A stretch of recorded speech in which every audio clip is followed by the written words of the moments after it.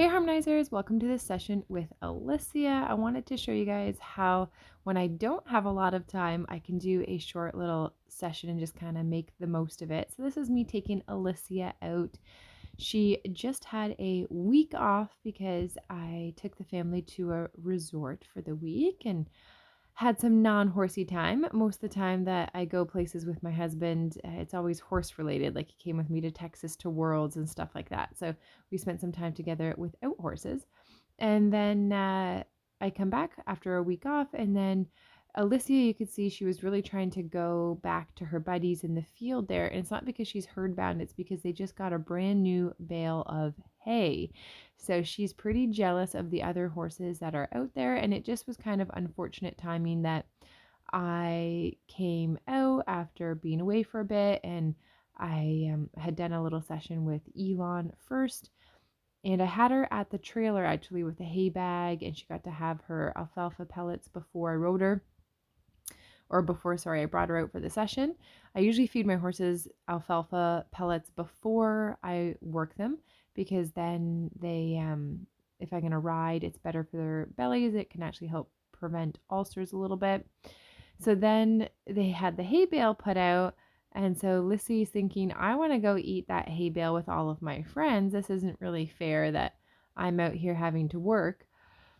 So it was kind of a combination of me already having been out for the barn for a little bit this day and already done a few other things. And Alicia kind of compounded that by wanting to go eat that hay bale, which I totally understand because I definitely get hangry. So I totally get that. So I thought, well, I'll just ask you to do a few little simple things. I haven't seen you for a week, so let's just do a few of your little tricks and kind of keep things simple. I won't ask you to do a whole lot.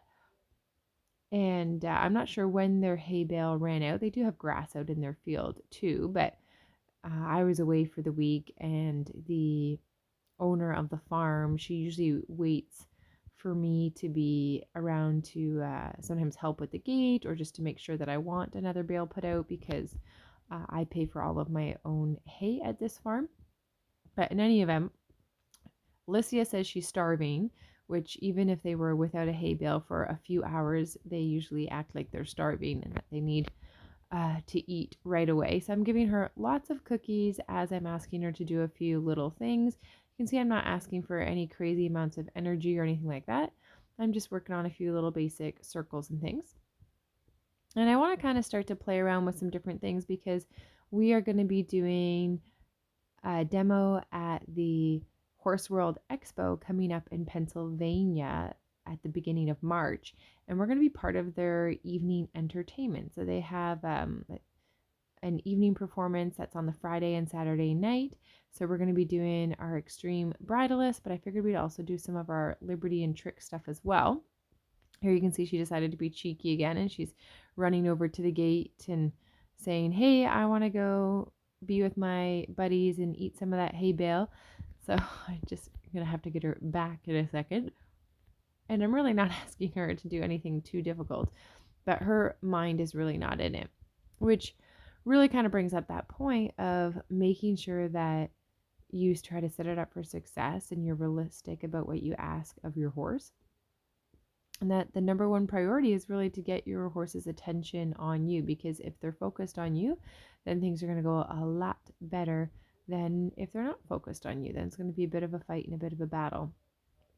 So I'm going to get her back in a little bit and put the focus on doing kind of small, successful steps of what I was asking her to do, which was the little circles. And she's just kind of walking around there for a second. She's pausing by the gate there. As I kind of come towards her, she runs off a little bit.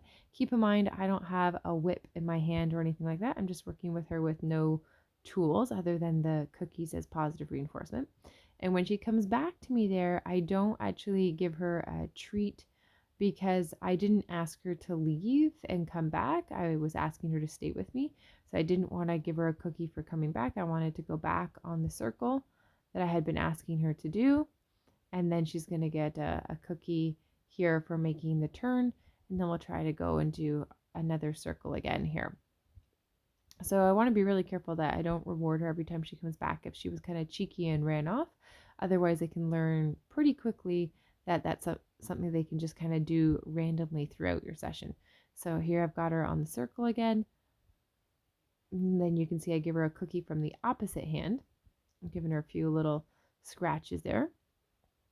I'm going to ask her to walk along again and get a couple of those turns right by where her buddies were. So that was really nice there. She can see the buddies there, but she makes a good decision and comes around the corner for me.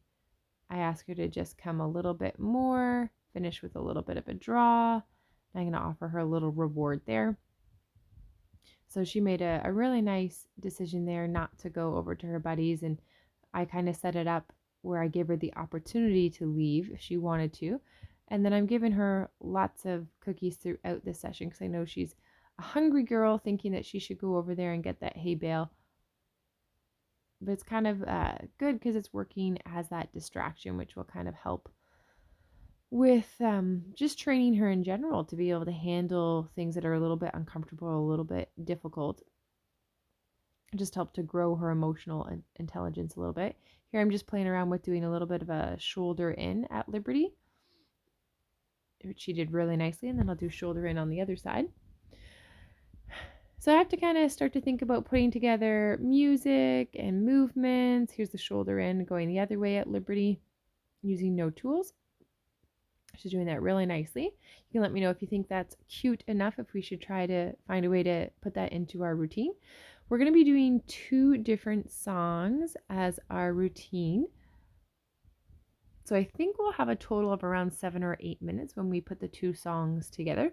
So we're not going to be as rushed as we have been to do our freestyles at the Thoroughbred makeovers. We have more time to put together things. So I definitely have time to ride for bridleless and then take off the bridle and do some tricks and things. We could potentially do our bridleless driving out of the ring as well with our little cart. We'll have to kind of see how things go. That's kind of a fun, different one. People always find it kind of hilarious to do that. So we'll have to see.